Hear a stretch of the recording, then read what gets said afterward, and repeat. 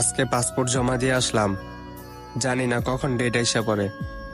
আমি চইলা গেলে তুই একা হয়ে যাবি বন্ধু, তোরে অনেক মিস করমু রে। তুই বন্ধু মানুষ, আমার তো মিস করবি। ওই ছোটবেলা থেকে চলাফেরা, 5টা টাকার জালমুড়ি খাইলে আমারে দিয়া খাইতি তুই, আর 2টা টাকার আচার খাইলে আমি তোরে দিয়া খাইতাম।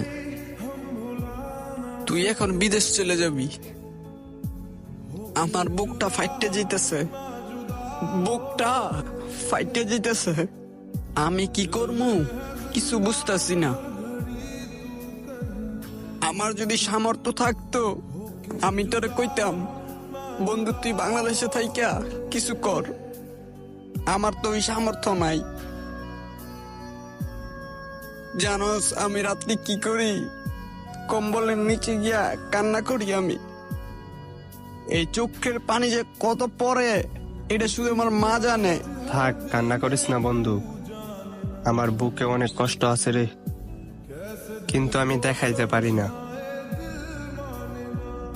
মনের মধ্যেই রাখি।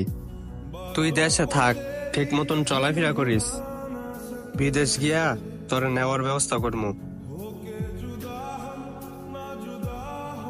বন্ধু বন্ধুর মতন হমু, স্বার্থপর হমু না।